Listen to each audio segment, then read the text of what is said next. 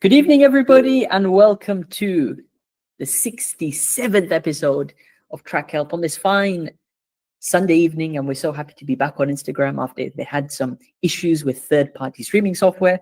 So give us a hi if you're joining from Instagram. We missed you. We missed your comments. We missed your support. And is it just me, or is there a real buzz this year for karting? I really feel karting season is picking up. Believe it or not, for me, it's the opposite. In the Middle East, it's boiling hot in the day, but you go to the track at night, and it's packed. People are booking session after session after session. Umar, how is it in Dubai Kartdrome these days? Is it very busy? Sometimes busy, sometimes it's quite empty because of the heat in the morning. But Yeah, by like 6 p.m., it gets kind of busier. absolutely. Same over here at Lusail. How about Marcel in Holland? What's the It's atmosphere horrible. like? It's horrible. It's Whoa. totally packed every session. We had to book up until end of August already because we're missing our time slots. Wow. That's incredible. So it's become that much more busy.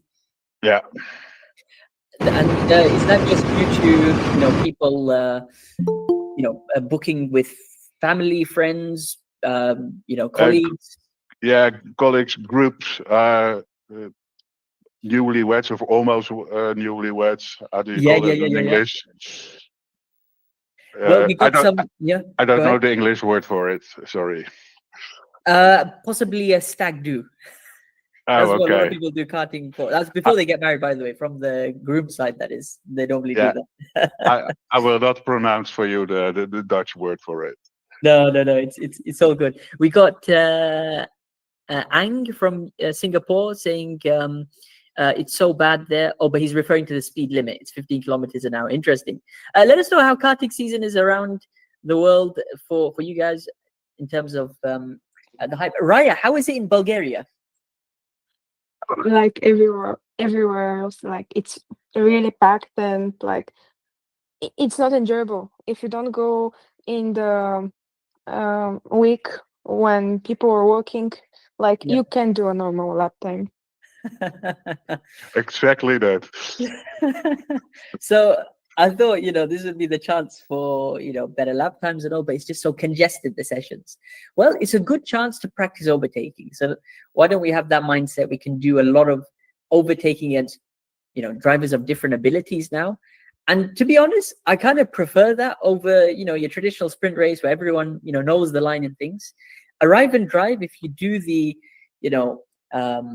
ones with people of all abilities, you have to react to their crazy overtaking opportunities, their crazy defensive maneuvers. It's unexpected what they're going to do.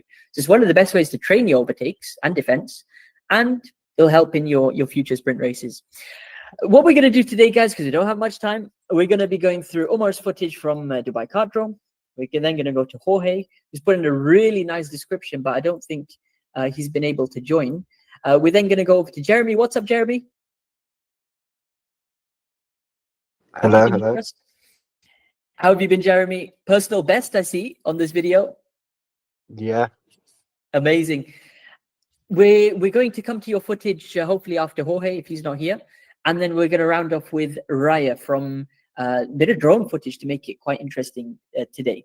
Now, we'll kick off with a quick question from Desmond. He's asking, how can I get footage for you to review? Click the pinned comment in the YouTube live. So head over to the KTips Academy. It's free to join. And then every Sunday we got a track help session just like this. So put a description with your footage, with a track map, and we'll be doing the first 3 submissions every week. Yeah. So if you can't get in this week, which unfortunately we're full today, join in for next week. And again, it's every Sunday. So you are going to get a chance. Don't worry. Appreciate Marcel, the comment over there. Umar, talk to us about this footage which you put of Dubai Kartdrome in the back. When was this recorded, actually? Oh, May, yeah. May 28th. In Gotcha. Ironman session. How long have you been karting for, Umar? But that depends. Like, I started taking karting seriously, like, probably this year, like in January. This year? Yeah? Nice. So did you join DACA, the academy? Yeah, but I only did level 1. Gotcha. How does the academy work there? How did you join? What's the curriculum? Well, it's joined by of course, the website. But the curriculum is you go to indoor kart dome 1 time a week. They teach you about the kart mechanics, the driving, and yeah, basically that. How to handle a kart, how to handle a two-stroke. Amazing, amazing. So quite a lot that you actually covered in level 1. How was the mechanic side of things? What did you learn there? The hands-on stuff. Good question. So like they tell us about the basics, how to fix a rental car, how do they work, the Yeah. parts of rental cars, basically. Yeah. I've seen a lot of the Instagram stories that they do. And I think that's a really interesting approach. Obviously, the driving side is important, but if you can learn the mechanical side, how to set up your cart, things like that, then you're able to go to another level in terms of knowledge, right? And pick up on different cart performance issues, understand what parts may be affecting that. And it's good to know because the driver, if he can be the number 1 mechanic as well, then it's a win-win, right? And it's definitely need to know those terms and how things work for owner karting. Now, you've got some footage of Dubai Kart in the background. Let's just make sure everyone is muted, just so there's no echo. And you are doing the reverse hill circuit. When is this for? Is there an upcoming race in this, or is it just some general advice you wanted? No, this is a track which I send you the GoPro footage from. This Yeah. is the late photo track. Yeah. You mentioned you had a 125, while P1 was a couple of seconds up, a 123. How can you improve? Where can you make mistakes? Let's take a couple of corners. I'm sure there's a couple of corners on this layout which you're finding challenging. Tell me about it. Let's go through them. Which corners?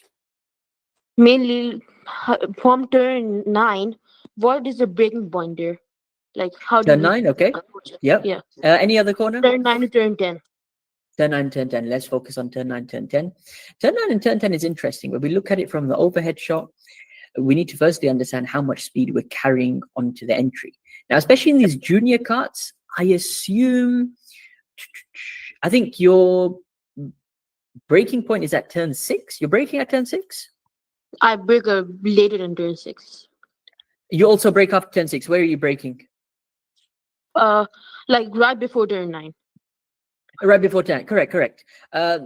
Basically, before turn 9, turn 6 is going to be your braking point, which means in yellow, this is the amount of speed you're going to carry, right? Yellow is gas. I assume turn 7 full speed, right? Yeah. Turn 8 full speed, and then into turn 9. So we've obviously got to use the brakes to slow the cart down over here. Otherwise, we're just carrying too much speed if we try to go flat. However, we need to make sure we're getting a good exit coming out because we've got this long sequence, 10, 11, 12, 13, where the next breaking point is. So as much as, you want to attack the entry of turn 9, we need to make sure we're getting the best possible exit. Let's go over to some footage on your fastest lap at turn 9. Hope I can put it down in slow motion, which is even better. Let's come to you've gone, obviously this is reverse, so we're coming up to turn 9 over here. What's your current approach for turn 9 for braking? Is there a reference that you're using? Is it on feeling? How is the turn 9 braking? Kind of feeling. Like you see, as soon as the hill like it starts to elevate, that's when you know you need to brake. Gotcha. And then is it gas right after that? Yeah. Throughout the inside of the corner, and I can see on this lap, you're pushing the limits. The car's just slipping mid-corner, and then using plenty of the runoff on exit. So it definitely shows on this fastest lap you were pushing. Let's look at your approach. And in terms of a corner like this, which is an alternative layout, right? Now we're driving on parts of the track which you'd not normally go for. So in terms of the path, it's going to look weird. First of all, you've got this red runoff, which if you were doing the international layout or the normal arrive and drive, you'd be coming up the hill over here into the chicane. So when you cross that, now we're into even more uncharted territory. This is like a runoff area, really. However, the grip, I'm sure in your Ironman session, would have increased. How did you feel the track was from the beginning to the end? Was it getting cleaner? Was it getting more grippy? What did you feel? But by the end, I definitely felt a little more grip by the end. Mhm. but not really Definitely. that much of a difference.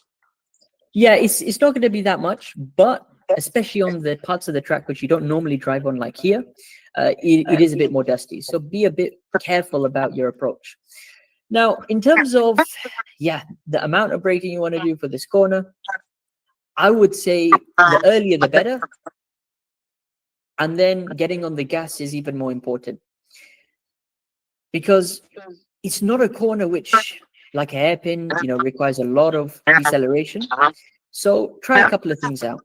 And if you could just mute so we can avoid the echo. Sorry about that. Yeah. So 2 things you can try. Number 1 is going for an early brake, early gas, which I assume you're currently doing. I'm trying to watch your left foot on this lap. Tell me where you're braking over here again, approximately, because I can't tell with your left foot. Okay. It's somewhere a little later than this. Yeah, just like Okay. a bit. After the red? Yeah, here, somewhere here, somewhere here. Awesome. On the red, you can see a tap of the brake. Sorry, you can just mute again. And then back on the gas, just at the apex of the corner. Okay. What we can try to do over here is experiment 2 things. Number 1, a slightly wider entry. And what we're going to try to do with a slightly wider entry is change our braking point for a lift. So the idea is, if we can make the corner wider, it'll be easier for us to turn. There'll be less rotation needed in our steering wheel. And we can try to replace the brake with a lift. Now, when you replace the brake with a lift, what do you have to do with your steering? You've got to be a bit more aggressive. And that's where we combine the lift and sharp turn. We call it snap steering. What snap steering does, the moment you lift your foot off the gas and you initiate a sharp turning, then that loads the front tires with grip and it gives you rotation at the rear. Yeah, think about it. If all the weight is on the front of the car, then the back is going to step out a little, which is necessary because it's a sharp right-hander, almost a long hairpin turn. Even if you look at the overhead shot over here, yeah, it's an awkward hairpin turn. If we compare turn 6, for example, and then turn 9, I'd just say turn 9 is a bit wider. Now, what about your turning? Should you do it early? Should you do it late? I would say try to go for a slightly later turning, and that's why I want to go back to the track map again. If we, well, try and zoom in, that didn't work out too well. If we stay slightly wider on entry, and then we go for a lift, and go for a slightly later turn, and we skip the early apex. Why don't I put that in blue? Make sure we're keeping a gap to the early apex. Don't go too near too soon. And we're hitting a sort of mid to late apex where our curb starts on the latter part of the corner over here. See the red and white? So the red and white, it starts at the end of the corner. And that's telling you apex over here, apex over here. So let's skip the early part. I think just by looking at this on face value, it looks like you went in quite well. I really like the line that you took. However, to make it a bit faster, just delay the turn-in, right? So what's happening right now is we're turning in early and we're naturally going to hit the apex quickly. What happens when we hit the apex quickly? So we've hit the apex now. We're going to run off wide. That's the natural path that the kart takes. When we hit an early apex, we're naturally going to veer off to the outside part of the track over here. And what that does is it starts to lose us momentum. So you're trying to save the kart, keep it within the track limits. It's fighting again, so you can see it's going towards the outside. And by the end of the curve, now we're almost outside of the track, right? So what's the simple fix for that? Later turn-in. Keep everything the same. You can even experiment with a slightly wider entry. Let's go for a lift and sharp turn. Get the front tires loaded with weight, bit of rotation on the rear. When does that turn-in come? I'd say a kart length later. Right now, avoid the early turn-in. Go for a later turn, sort of closer to this white line you're seeing over here. And then you're able to hit the latter part of the corner. Where is the latter part of the corner? Not over here, which is too early, but just a kart length or 2 in front where the red and white starts. So you see the red and white here. We want to ideally be hugging this path. And if we can apex over here, then we can make a straight line between the apex over there and the apex over here, right? So we're taking a shorter path now. So what happens is all of this road we're using on our current path, right? This is all extra meters, right? More meters, more lap time. Less meters, less lap time. So let's take this path. Simply fix it with a slightly later turn in.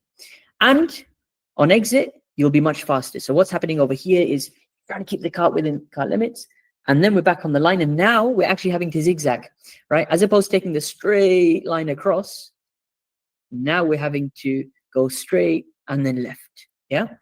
So more turning. When are you going to go to the track next, Omar?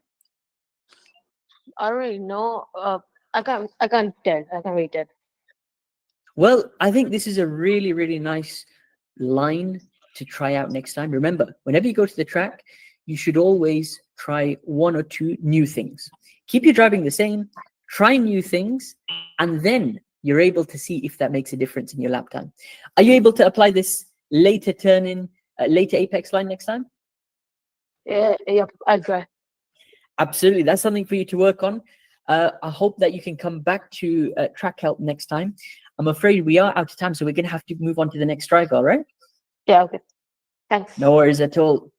Looking forward to catching up later. Omar, let's take some comments. So we had Via. What's up, Via? Always nice to hear from you.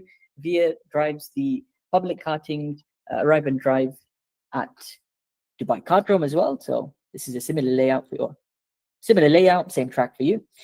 We got a number of comments from YouTube. Okay, George, do you ever turn and brake at the same time? That's a great question.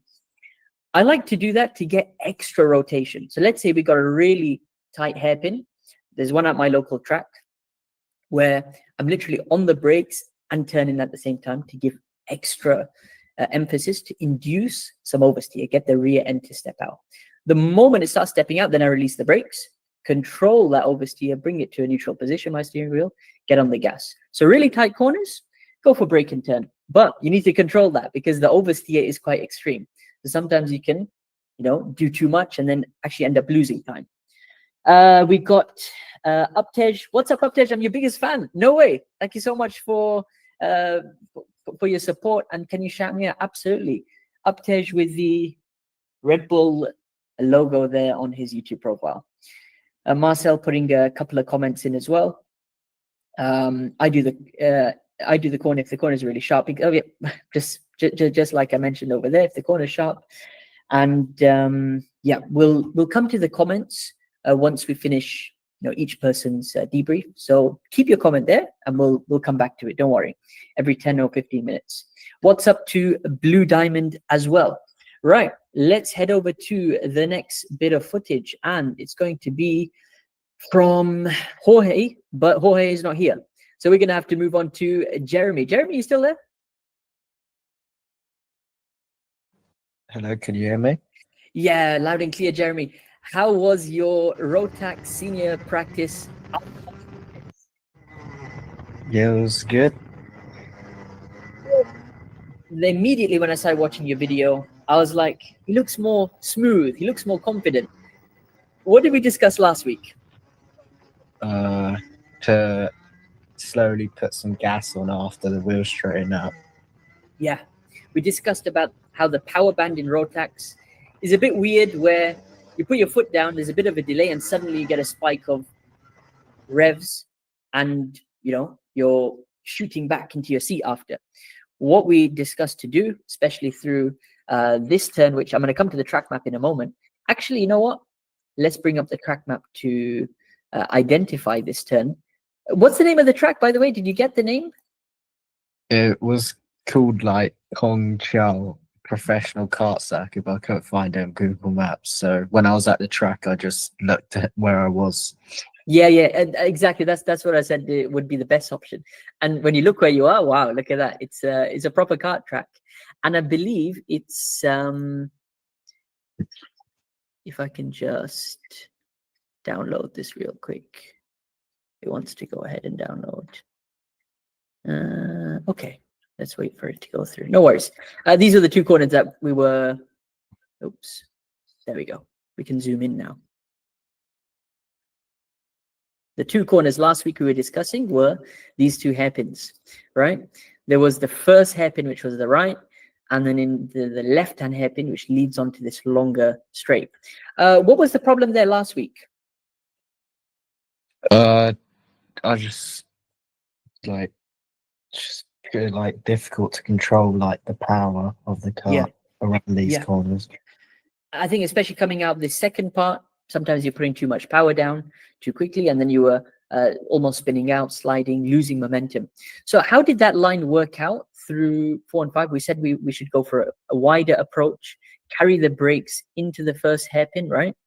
And then go for a smooth acceleration out. So give the gas something once it grips up, then obviously, put all the way down.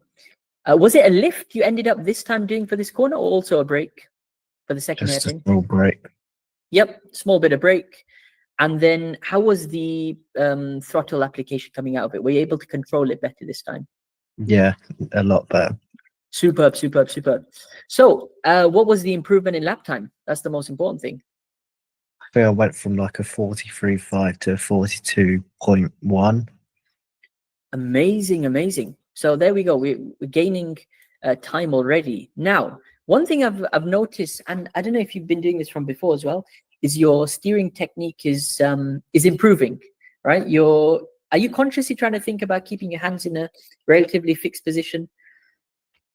Yeah, kind of. You're nearly there, I'd say, because what we want to do, especially in these 2-stroke karts, is really utilize push-pull technique. What is the push-pull technique? Well, it's where we're using the outside hand on any corner to be the dominant one, right? So if we've got a left-hand corner coming up over here, then our right hand is going to be the dominant one, and that's the hand that does the pushing. So when you push against the steering wheel, your back pushes into the kart seat, and this acts as the guide, right? It's trying to form an arc. Why do we push when we're taking with our right hand when we're taking a left-hand corner?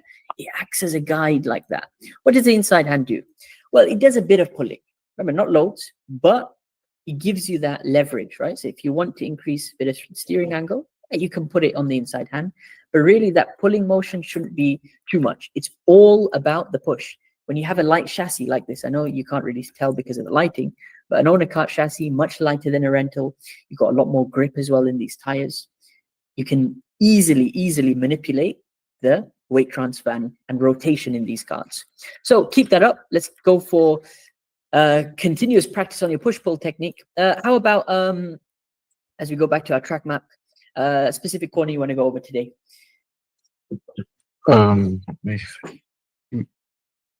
Do you see like the small straight? Then it's like a right and a left. Small straight with a right. It's like yeah, there. Here, right? Yeah, here. So it's a right and a left, yeah? Yeah. Is that what you're talking about? And then into straight. yeah. Yeah. So essentially, this is sector 3 because you drive in this direction, right? Or were you doing reverse? Yeah. Reverse. So you were doing this direction. No, the other way. It looks. Oh, the other way. Okay. Yeah. Right. I was gonna say, yeah. I think they set the grid, if you look at it, to cater for both race starts. Yeah. So like this grid is the slots are pointing this way, and then these grid slots are pointing that way. That's cool. Technically, we're doing the reverse, right? So if we're doing the reverse in this direction, that means this is going to be our sector 3, and sector 3 with, as you said, a tight right-hand corner into a tight left-hand corner, which then takes us onto the main straight. Which of these corners are you braking? Are you braking for this corner? The right? A left. Okay, let's put that as a dot. That's a lift. What about the last corner? Small brake. Yep, small brake. And then this final turn, is it a small brake or a lift? Lift. Lift over there. No, that's nice. So when we put those notifications or whatever, map it out on the track map, you can see lift, brake, lift. And it's all connected. Whenever we take corners, don't take a corner in isolation. Look at what comes before, look at what comes after. Right now, what are you struggling with in those turns? It's just I just can't get it right. I don't know. It's just it doesn't feel as good as the other ones. Overdriving, loss in momentum, sliding, any specific things that you're facing? Bit of sliding, yeah. Bit of sliding, okay. And these are the corners, right? We're watching them over here. I believe, no, it's coming up now. These are the Yeah. corners, yeah? So we've got the first right. Okay. Then we've got the diagonal. Okay, this is the first right, sorry. Coming downhill, it's a sharp right. Then we've obviously got the diagonal line over here, which you take flat into a braking point for the left, picking up the gas again to round off the lap. Why does this look different to what we just saw on the map? Because there's a right over here. So this is the right you're saying you're lifting for, yeah? Yeah. I don't know. It looked like you're going flat. Maybe. No, definitely not. No, I was gonna say, yeah. Through the right. Yeah, you can see the right foot over there once, and then twice over here. Yeah, there's a lift and turning, utilizing the curb. Let's look at this first right hand corner. So if you notice right now on this lap, this is your fastest lap. Boom, lifting relatively early in the corner, which is not, not discouraged in these karts, because when we lift too late, then we're carrying too much speed, we lose momentum. So early lift technically means you can get on the gas once you've slowed the kart down, rotated it, and it looks like you're utilizing the full curb here. Is that correct? Is that intentional? Like you're trying to go 4 wheels over? It seems to stick, the kart, and you're getting a good exit. Reason why you're getting a good exit is because on the left-hand side, as we come out the corner, you can see you're using a bit of the curb, which means the kart needed that extra road to carry its momentum. Let's just see where you're braking now for this last corner. Watch the left foot. I know it's not too clear on entry. Mid braking, we can see. Is it about a brake on feeling, or is there a certain reference for this corner? It was just on feeling. I didn't quite get to reference on this corner. Gotcha. Releasing at the apex and then back on the gas. Nice. Your line looks relatively on point for the right-hand corner. I think actually on this lap, Nana, if you watch the left foot, there was a tap of the brake. Watch. Boom. Tap of the brake and then turning, which is fine because, again, you're, number one, not trying to bin this kart and total it, right? So you're obviously renting it. So we can't be like prime Max Verstappen just sending it and doing things like that. However, what we also need to do is try to find the limit. So next time, go for, it depends on the condition of the tires. That's what I want to ask you about as well. How are the tires in this car? Because I know it's sort of random each time. I actually gave a proper look. They did not look good. They were pretty worn. They were pretty worn. Okay. So that explains why you're not able to go full send on some of the corners as you'd like to. So it's okay. I'd say if this was a grippy set of tires, you can probably take it easily with a lift, potentially even flat out. Let's just talk about the braking, which is the natural progression for you in terms of knowledge now. How can we, make sure that we're doing the right braking in two-stroke karts? Depends on two things. We really, really, really, and I emphasize this, we really, really, really got to use the brakes to turn the kart in these karts, right? Why is that? Number one, the brakes are a lot more intact compared to a rental, right? And a lot more sensitive, I'd say.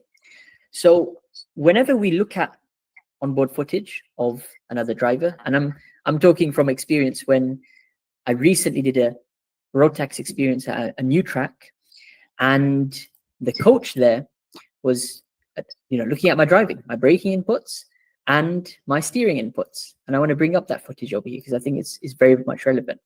What he said is, you are not using the brakes enough. You think you're turning with the brakes, you're not. And I want to show you the 2 bits of footage. So if we go to PRT, that's my session 1 over there, and that's my session 2 over there. Yeah. So let's share our screen.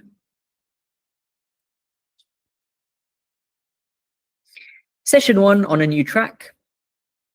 And at this track, there's 2 main braking points. So where are the 2 main braking points? Coming into turn 2, which is just up the road over here.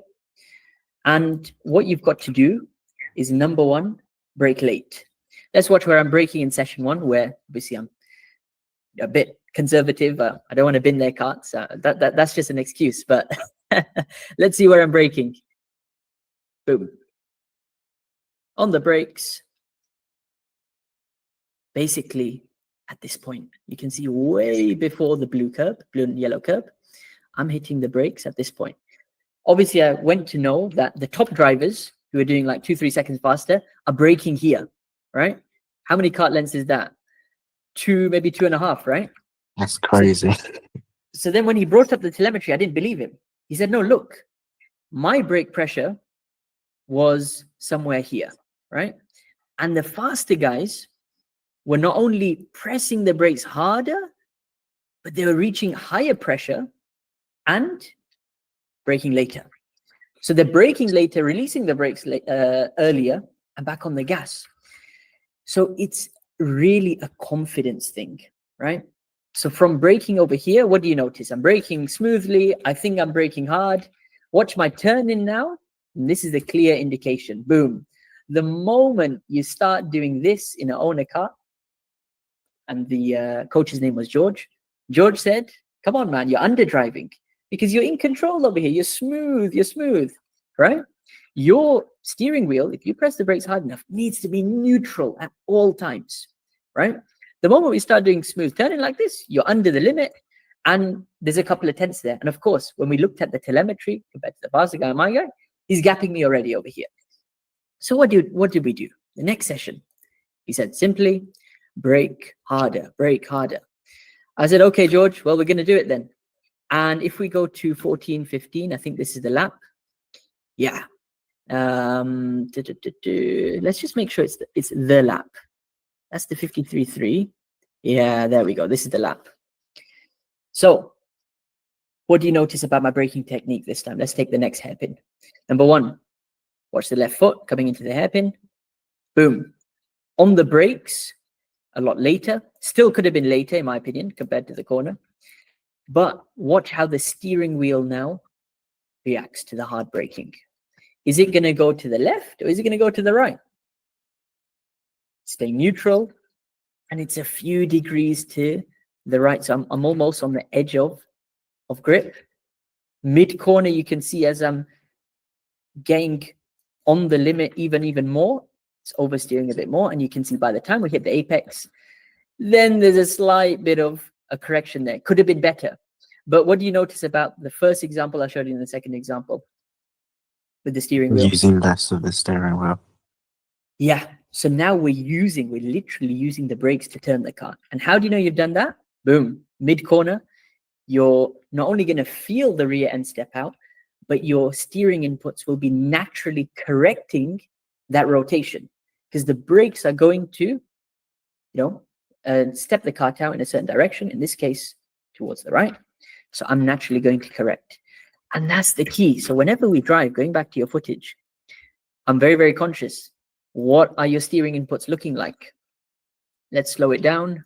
0.5. Which corner are we at over here now? Getting confused. I think, that's another link. Yeah. Let's watch your steering inputs over here on this lap. It's a left-hand corner. You're braking hard, I assume, but then similar to my session 1. Yeah. We're putting in left-hand rotation, and then we're smoothly coming out the corner. Now, remember, this is all a learning process. And it's so important we identify this stuff now. So in future, we can try to practice it. And as I said, it's all about confidence. Like when he was telling me in session 1 that, hold on, your braking is nowhere enough to the top drivers and you need to brake later and you need to brake harder. I was like, man, I might just, bin your kart. But once you get your own kart, that fear goes away. And especially when you're part of a championship and you're chasing lap time and things like that. Yeah. So the moral of the story is, got to brake harder in order karts, way harder than you'd ever do in rentals. And if you think you're braking late enough, you're not. There's somebody braking Yeah. later than you, I'm later just- and harder than you. So that's something ongoing now. Whenever you do any two-stroke karts, let's try to practice harder braking. Later in the corner, how do we have a gauge of how well we're doing it? Well, are we counter steering in the corner, right? Is it neutral at all times? Or are we smoothly putting right-hand inputs? That's over to you to practice. When are you planning next to do two strokes? I know you're on holiday now, but what's the plans? So I'll be next time. I'll be in DMAX. It's I think around August sometime. Yeah. I'll be back at Sandown. That's nice. So you are going to be eligible for DMAX soon. Yep. Superb. That's going to be amazing to see. I'd really love to see some footage and experiment how your driving style sort of changes into the DMAXs slightly, maybe in terms of the braking, but that's something we'll discuss at that time. So really, really looking forward to that. Jeremy, we're out of time, so we're going to have to move to the next driver.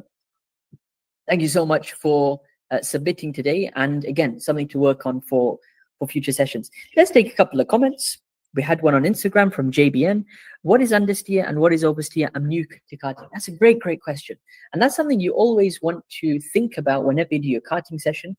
And you can get oversteer and understeer in quick succession. Understeer is where the front tires have less grip. So when you turn into a corner, it's not turning, it's going away, it's going in a straight line. You're having to turn excessively, right? Front tires have less grip. So what is oversteer? It's going to be the opposite of that. When the rear tires have less grip and the rear end starts to step out. So once you turn, you find yourself correcting, right, in the opposite direction because there's less grip over there. So you need to identify, especially in rental karts, some karts are very oversteery on right-hand turns, but on the left-hand turns, you know, they've got so much understeer. And that's something which you'll probably realize in competitions when you do a random kart draw for quali, race 1, race 2. Each time the kart's handling will be different. So understand, is it oversteering in some corners, understeering in others? Oversteer is a lot easier to get simply because we can use the brakes to turn the kart, like we were telling Jeremy over there. Understeer, however, to get over it, because it's painful for anyone. I hate understeer. Couple of things: snap steering, early steering, right? If it's not turning into the corner, force it to turn. Yep, turn a lot earlier. It'll eventually get there. Now, is that going to slow you down? Well, in the long run, yes, but it's better than missing the apex. Also, things like putting your seat all the way forward. If you're a shorter driver, you can get away with that, transfer more weight to the front. If you're a taller guy, I'm afraid you're going to have your knees almost up to your chest if you do that. Jeremy, go ahead. Can I ask a question? Go ahead. So would I apply the same, use more brakes for turning in a D-Max, or would it be different because of like the rental chassis and stuff? Yeah. That's a great question. I would still say the braking applies like that. Again, the intensity, you know, in owner karts is a lot higher, but in D-Max you should be using the brakes again to turn the kart, and you might, you know, not have to apply so much pressure because the rear end steps out easier on those, believe it or not. Okay, thank you. No worries at all. Let's take a question from Geo George. So apparently you're driving at Karting Town, which I was there just a couple of months ago. Amazing track. And what do I recall? I recall we did a couple of crazy races which were jam-packed. Can you tell me if it's wise to turn with hard braking in rental karts at turn 1 at Karting Town? Via, I'm going to come to you in just a moment. Let's try and bring up some Karting Town footage because this is going to be really interesting. Let's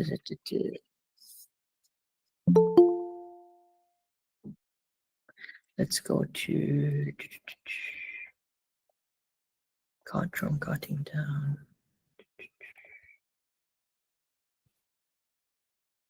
And then go to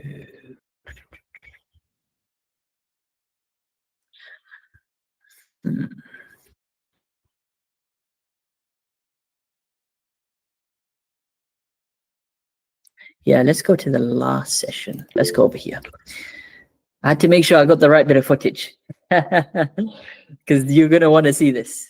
And this was with one of the goats, let's say, at Karting Town, the man who raw dogs endurance races, is just an absolute beast. And that is Sultan. You can see in the white helmet. So me and Sultan, how many sessions did we do that day? I think I did one before him, and then I think this is the sunset one. Okay, this is going to be really nice for you, George. Let's bring up your comment as well, so it brings a bit of context. What you're seeing in front is a driver who's got such an interesting braking technique, and he explained it to me after as well, where he's going hard on the brakes and really, really using the brakes to turn the car more than you believe, as one Pep Guardiola would have said. Now, if you watch how much rotation he gets, he's in a much slower kart, remember? Look at that. Hard on the brakes. What do you notice on corner entry? Huge amount of brake pressure. Steering wheel is almost neutral. Back end is kicking out. Stays neutral on the limit of grip. Compared to, obviously, me in a faster kart, I'm keeping up, number one, because of that. Going for a more conservative approach. Why was I going for a conservative approach over here? Well, we're trying to, make some shots for the video. So I'm not pushing yet. I'm just following his line. Let's look at him coming into turn one. Watch this now. Full speed. Whoop. What do you notice? Really hard on the brakes. Rear end stepping out. Steering wheel a few degrees oversteer. It increases mid-corner as he gets back onto the gas. And then he corrects. Remember, he's got the slower kart over here. That's why you're not seeing the benefit. But watch as we come down to, the hairpin. You can see he actually gaps me a bit over here, which is insane. Huge amount of speed coming into the hairpin. Let's look at the initial brake pressure. Boom. It's really, really hard, right? It's at such an angle where the rear of the kart, watch this. Well, I was going to say bumps the outside barrier on this lap. Let's see. Again, coming into the hairpin, nice and wide. He misses it that time. Surely he gets it on the next lap. When does he get it? There's a lap where he just bumps that barrier out the way. Yeah, probably missed it. But you get the gist. What is Sultan doing? He's fully attacking these corners, getting the rear end to step out, right? And neutral steer mid-corner, neutral steer. You can see his steering inputs in front. Then back on the gas, and he should get away. If he had a better kart, he would have got away over there. So let's just look at a comparison.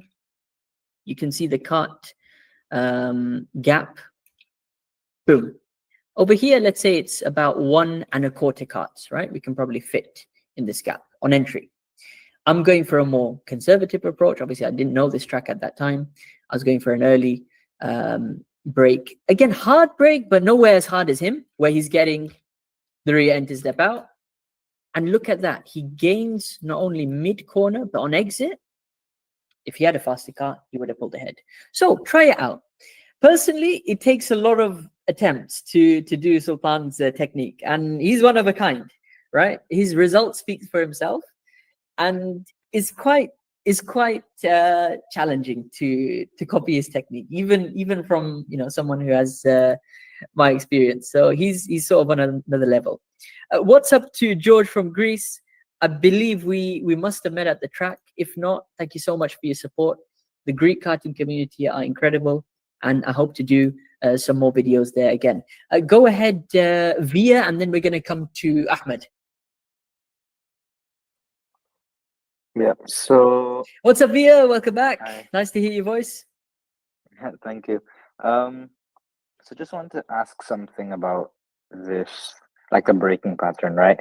Yeah. So you said for same as owner carts and rental carts, both of them, it's mainly just confidence, right? Because you want to go on the brakes really hard, but don't lock up, right? Because then you're just going to lose the rear completely. Mm-hmm. So that does take a lot of sessions, all right? Like in terms of a lot of laps, basically, but it's definitely worth it, right? Because I've been trying it in the past few sessions. Yeah. And it's definitely helping a lot. Yeah. But yeah, I just wanted to ask. Great question. This is something a student of mine who I'm coaching at my local track brought up as well. He's on week 3 of his 4-week program. And he's like, I'm not getting the rear of the kart to step out. Either it's oversteering too much, or I'm not pressing the brakes hard enough. I'm messing this up. I can't do this technique. But I said, look, you got to trust the practice that you're doing. It's not going to happen in 3-4 sessions. It might not happen in a month, 2 months. It's an ongoing thing where you're practicing in different karts, especially in rentals, where, frankly speaking, the brake pads are all over the place from kart to kart. Some have really sensitive brakes where you press it, it's fresh brake pads, lock up very, very easily. Other karts, you're putting so much pressure on the brakes, it's just about slowing down, but it's giving no rotation. But that way, you're able to experiment kart to kart. Ultimately, the feeling, right, that you're trying to achieve. In braking, we can call it the biting point, where it locks up and then you feel that rotation. That's what we're always trying to achieve. But that's something you're going to get through practice and accuracy through your left leg, right? So practice. Right. So, when you came to the bar kart room, right? Turn to the really sharp hairpin. So yeah, I've been experimenting on that specific corner a few laps. Sometimes the rotation is so perfect, right? But then sometimes it's underdriving, right? Like you said. So yeah, I'm just learning. So hearing what you said today, right?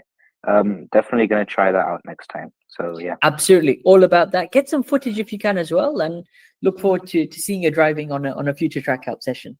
I don't actually have a helmet or a camera yet. I'm definitely like, when I get better or do more practice, I'm gonna consider getting one. But at the moment, I don't have one right now. So yeah, definitely will consider it. Absolutely. Great question from Dev. He's talking about the braking story. Did the student learn how to get the back of the kart to rotate in the end? That's over to you, Dev. I'm talking about you. So next session on Thursday, I'm gonna have to see if you've achieved it. Go ahead, Ahmed. Go ahead, Ahmed. And then we're going to go to Raya. Yeah, I just have a question about, because today I just came from the track trying to get in a summer cup, but I want a way to film, because I don't have a helmet, because I'm a bit new to the karting world. So I want to find a way to film my karting or my laps. So what is the best question. way? So first of all, I want to refer you to a KTips video which I made, how to film your footage. Have you seen that? No. Cool. Let me just share my screen real quick. No worries. You can take a look at it after this. What I show you is exactly how I record my videos. Now, it was put up recently over here, how to record your karting race. What I'm using right now is a simple GoPro adhesive mount. Let me just share the entire screen over here. This is what you call a GoPro helmet curved mount. You see this thing at the top? And that's something which comes, for example, with the GoPro. You can also buy it on Marketplace, Amazon, whatever. And your GoPro simply attaches onto it. That's how I record mine. Very, very straightforward. What's the caveat to that? Either you got to have your own helmet, or the track needs to allow you to stick this sticker on. Now, at my track, they're fine. Majority of tracks around the world, they're fine, because this is a global safety standard for GoPro.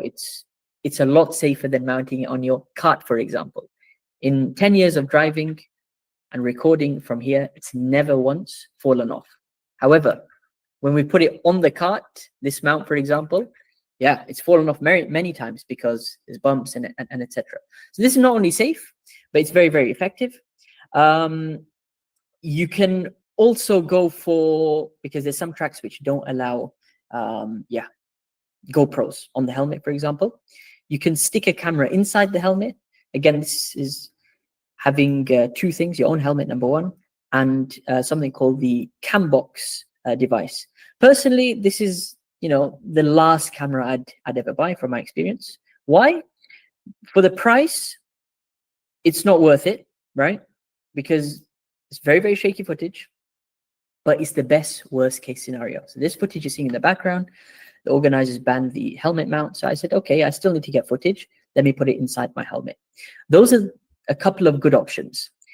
Now, what is the best camera in terms of footage to get? I said GoPro, DJI, and 360. So 360 is something like this. It's really, really good because you're able to look back, forward, side to side, whatever, and you can freeze frame stuff. So let's say we're at this corner over here. I'm going to freeze frame it. Okay, I'm at the apex. Driver over here is attempting a switchback. 23 is forced outside line. It's really, really good for analysis. How does the 360 camera mount? The same way as I explained at the beginning of the video, where we put it on top of the helmet like this. So again, it's very, very safe. So those are the best options for recording. Okay, but what if I don't own a helmet and each time I want to film, I need to use like the rental karting helmets? So the best option is Amazon helmet chin mount. So this is, again, I wouldn't go for this preferably, but in your case, you might have to, right? If you look at this, it's a simple strap. It's relatively priced as well, $15. It's something you can put on and off quickly through straps. However, in GoPro, how does the POV come out, the footage? Let's try and find it. It comes out like this.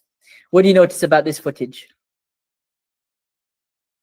I can't see the legs or above.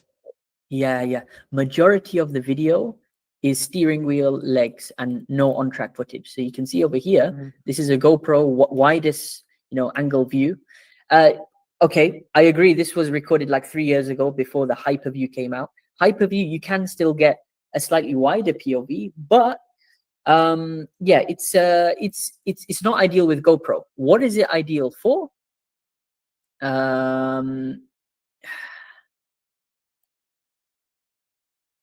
It's ideal for DJI. How does DJI look? It's got, again, a wide POV, and it'll look something like this. This is a friend of mine who's using the same chin mount, and because technology's improved, I think this is a DJI 5 or 4.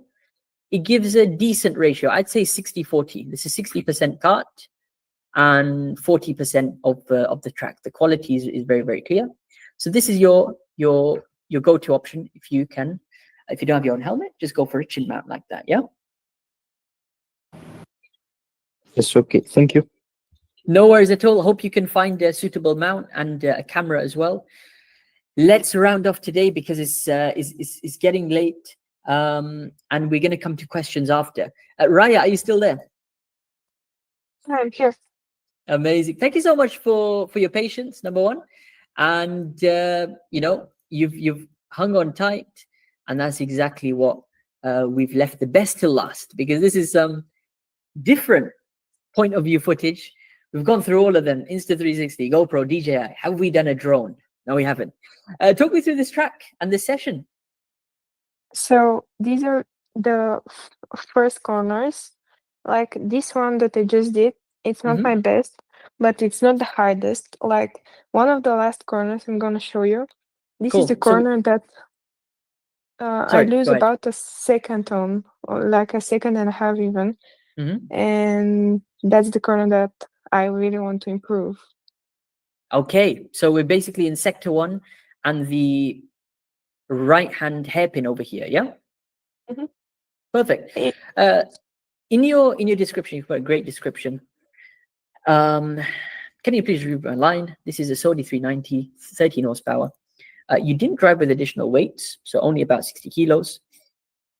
Average time was about 59 lows or 1 minute on this layout. What's the name of this track? Karting Kyustendil. Can you put it in the chat over here so I can just copy paste? Just a second. Yeah. Oh, okay.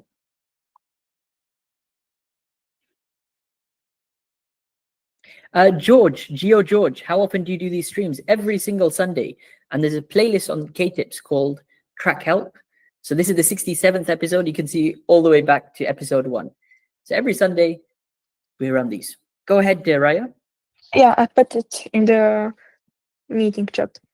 Amazing, amazing. Let's just try to find some onboard footage, because that's going to be more useful.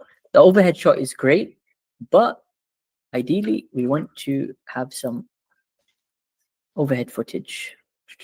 Yeah, a lot of road taxis. There's a pro kart driver. There's one guy from 24 Hours over here. Okay. And there's another guy from 24 Hours. So this is this is one of the guys who did the this is one of the tracks to do the 24 Hours of Bulgaria, right? Yeah, it's very famous. Like every year there's. Yeah. And Oh, I tell watched him. Yeah. you watch this guy. So let's take a look through his footage. Just tell the viewers before we go into analysis. I didn't know this. Bulgaria hosts the biggest endurance races in the world. Yeah, it's really amazing. The organizers and everything. Like it's really organized and it's really fun. Well, I've heard a lot of things about it, which is really tempting me to come next year, hopefully, for the 24 Hours. But the organizer is not only, really, really passionate about karting. He gets up to 65 teams. I think in this race, it was about 60, 65, yeah, that we're watching Yeah. from June 14th. This is also the race Cameron Das did, yeah? Yeah, I saw him. Like he was really nice. Look out for Cameron's video, guys, from Bulgaria, because he'll showcase the whole format. And is it true that at 12 hours of the race, you change layout? Yeah, I was the one changing the layout from my team, and like there were a lot of fireworks, and it was like That is crazy. you experience only once. The fireworks as well. Imagine that. So you're going 12 hours one layout. Suddenly there's huge fireworks in the sky. It's illuminated red and loud, noise. And then you're going a different layout. And then you drive that for 12 hours. So it's really, really excellent. And what about kart rotation? Every pit stop you got to change? Yeah, like if you're you have to change the kart, and if you're not silver, gold, or pro, you can only you can change only the kart without the driver. But in my class silver, you have to change the driver and the kart. And the kart. What's the maximum stint time in 24 hours? In 24 hours, I think like 70 minutes or 60. Wow. Okay. So you can do a fair bit of mileage, probably almost until empty tank, you think? Or yeah. You'll have a bit of fuel left. And what about the karts? Are they quite equal in this series? They're well maintained? Well, for example, at the last race in Wrocław, like 1 week ago, most of the cars are equal, but like there was one kart that was much slower than the others, and like yeah, but it's like only one kart in the whole the whole grid. Yeah, exactly. Yeah. So the organizer is doing a great job compared to, for example, some other series where it's all over the place and you do get messed up because of bad karts. So yeah, it's really, really nice to see that. We're starting off a flying lap over here at, how do you pronounce it again, this track? Kyustendil Karting. Kyustendil Karting. Through the first sector we go, into the first heavy braking point for the hairpin. Let's watch what this driver is doing on board. He's obviously one of the quicker drivers from his team and probably overall, because he's doing the qualifying. You only send your quickest drivers out for qualifying. Coming up to the corner that you're talking about, it's nice that we got the top right-hand corner as a GPS with the track layout. And you'll notice that we're approaching this corner at almost 60 kilometers an hour. Let's watch now where the braking is for this driver. Where are you currently braking? Is there a specific reference that you're taking? How do you attack this corner? In the curves, a bit forward. Yep. So we've got the curb over here. Yeah, a bit forward also, and that's where I brake. Basically halfway down the curb, yeah? Yeah. And that works for you well? Like you've got your best lap times by braking there? Yeah, even like when I brake harder, it's better. But I have to do it very smooth because the next straight is a hill. So if you slide, you lose, like the kart won't accelerate as fast. Gotcha. And it's interesting to see, I think the driver on board is braking at a similar point, although the speed is still showing high. Let's watch the left foot. He gets really, really nice rotation on this lap. What I do want to do is go to the end of qualifying and then pick out the fastest lap, because that would have been where he probably did the ideal line. Now, of course, that's subject to, you know, sector times, because as you know, do you have a race box device or something like this for telemetry yourself? When I'm driving my team's car, yes, but Yep. I recently got a rental card for a really low price, and I still haven't got one. But when driving with a race box, Yeah. like the professionals' times are really low 59s and Yeah. high 58s. That's what we're seeing over here. And the reason I was mentioning the race box is you're able to put different telemetry on, right? Yeah. So you're able to see sector 1 was the best on, let's say in his case, his sector 1 was best on lap 2, then his sector 2 might have been best on lap 5, and his best sector 3 might have been lap 9, which means that it'll create an ideal lap for you. Now, ideally, you want all your best sector times in that one lap.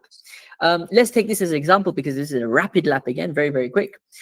He's got a bit of traffic in front, believe it or not, on the entry of the lap. I'd say he's braking at about halfway, and you can see, you know, trying to induce a bit of rotation. If we look at another lap, for example, let's see, you know, Oh yeah, this is approximately the where corner. This they're going for. like the last corner. This is the hardest one. Like We're gonna come to that last corner Yeah. real quick. Let's take the hairpin once again in a bit of clean air. Coming up to our outside curb. Yep, just on the brakes about halfway down. And again, this time he gets nice rotation. You can see he's keeping his steering wheel relatively neutral. With you, you're adding like 25 kilos of ballast weight. Is that correct? Yeah, and I just wanted to ask you, is it better to have all the weight on the side, or like half of the weight, for example, with a heavy seat, and the other half at the side? Honestly, in my preference, I love the seat in the weight more in the seat, because it just gives me less bouncing and juddering. And especially if you're a lighter driver. So back in the day, you know, when I was like 50 kilos, 55, right? 20 kilos lighter than now. I really suffered in my first ever adult endurance race. It was 3 hours, 80 kilo minimum weight, and I was 50 kilos. So there was no choice Yeah. to seat. They put 30 kilos on my left-hand side. Going into the race, you know, at 50 kilos, wow, I'm flying. I'm the fastest on track, you know, Sonic on the straights. Come into the race, I'm last, right? It was a humbling experience. Yeah. Go from first to last, and then you're driving with 30 kilos on the right side. So what happens in the left-hand corners? You know, it's horrible understeer, bouncing, and you can't do anything about it, right? But you got to go through that sort of you know, learning process, and ultimately, what I've learned in rental karting, you got the luxury of bulking and eating more, because they keep the minimum weight so high in these. Yeah. What about your apex point for this corner? Are you going for a relatively mid or late apex? What do you ideally? Like I go for a later apex. Like I see that he turns in relatively early, while I turn Interesting. in like Yeah. more later. And that's something, yeah. This is something you could try as well in terms of turning point. So you'll notice on this lap in particular, braking at the similar point, just about halfway down, going for an early turn in. So he's trying to reduce the meters to the inside edge, and then get to the apex quickly. So maybe that could gain you a couple of tenths here and there, but that's something you're going to have to experiment on. Let's go to the last corner then. Is that what you wanted to go through? Yeah. Last corner, best lap, It's over here. This corner, like a bit Okay. behind, a bit this Coming into this turn. If we look at those the track combination. diagram on the top right, it's basically a tight and winding left. So it starts wide, and then it becomes tighter and tighter where the apex becomes, and then you've obviously got the chicane over here. Let's see on this lap, his quickest lap, what he's doing. He's got a whole cluster of karts in front. He approaches this corner relatively tight. What's your entry looking like for this corner? Is it similar? Yeah, but I open a bit more than him. Like I'm a Okay. bit to the right more. Bit to the right, yep, somewhere over here. It's interesting. He's going for a tighter line. Tap of the brake coming into the turn, it looks like. Releasing the brakes already there. You can see off the brakes. Putting gas before the apex. Skipping the early apex. Skipping what looks like the middle. And now, what do you notice? Late apex, right? Yeah. So on entry, he's minimizing the meters by staying relatively tight. Early brake, early gas, late apex, and you see how much he gains on these guys who are obviously battling, so he'll naturally gain. But it was a huge amount. It'll be interesting to actually see his live telemetry. I don't think he's got it up over here, but obviously on the race box, you can see plus or minus delta live in the moment. So this is something you can try out. So This I is his have to- fastest. Yeah. What he's doing, number one, minimizing the meters. So he feels he can go full speed and take a slightly tighter line. Remember, in the 24 hours, I assume the grip you find really increases, right? Well, it Compared depends to a where public you're karting session. like it gets more slippery over time, and at the end it's maybe the best because it has gotten more hot and like yeah. Gotcha. Let's try out a tighter line. What you got to do then is, I guess, braking on feeling. How are you currently braking? Is there reference? Is it on feeling? No, I break like very hard suddenly, but for a long period, and that's I think a mistake. Like I can. Mm-hmm. Yeah, it looks like he's attacking this corner. Watch his left foot now. On the brakes, pretty much as we get closer to the tires over there, again, well before the apex, and releasing, more importantly, before the apex. So it's full speed on entry, relatively hard brake just to slow the kart down, back on the gas quickly. Don't go too tight too quickly as well. Again, if we go too early on the apex, we end up wide. Try to follow a similar path like this, where you cut across at the latter part of the corner. So then we can straight line it coming out. And that is hopefully going to be a new line, which you can try. So tighter line for the last corner. And what about the hairpin that we discussed? Well, slightly earlier turning, right? So that's going to be something to try. When are you going to the track next? In like 2 weeks, maybe. Yeah. Superb. So hopefully your GoPro will have battery then, or what was the problem this time? Well, I put Or is it positioned too far down? yeah. But I'm going on a camp there with my coach, so like I'm gonna have a few days worth of footage. Oh, superb. Well, let us know how you do during that camp, and would love to see some footage out of it. Yeah. Mm. I'm afraid, Raya, we're out of time for today. Thank you to everyone who followed on Instagram. Thank you everyone to follow on YouTube. Honestly, I really love the vibe of today's track help session. And it's summer after all, right? Everyone's back at the track. Everyone's racing. It might be a bit crowded. You might not get your luxury of empty sessions anymore, but let's practice overtaking and dealing with crazy drivers, huh? Because that's who's going to be at the tracks this time of year. Maybe reference the Dirty Driver video, which I'm sure a lot of you are familiar with on my channel. Disclaimer, yes, the track which I drove at, obviously, banned certain individual. Many people are getting back into karting, and many people have asked me how they can get faster. I'd advise you guys to take a look at our 4-week go-kart training program, and this is suitable for all ages. So if you want to get faster, just like the drivers all below over here, Hisham, Abdullah, Majay, the list goes on, check it out. It's on the KTips website.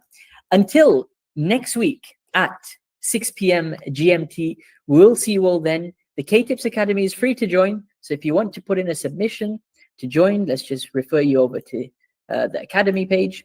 Head over here, free to join, and then you'll be able to put in a request. Right now, I'm going to put next week's post up, yeah? So just like Omar did, a quick description, a track map, some footage. We'll keep it short, we'll keep it sweet, 15 minutes each driver, the first 3 in priority order, and then we'll be taking questions in between. Until next week at 6 p.m. GMT, guys, thank you all for joining, and we will see you then. Take care, everyone. Goodbye.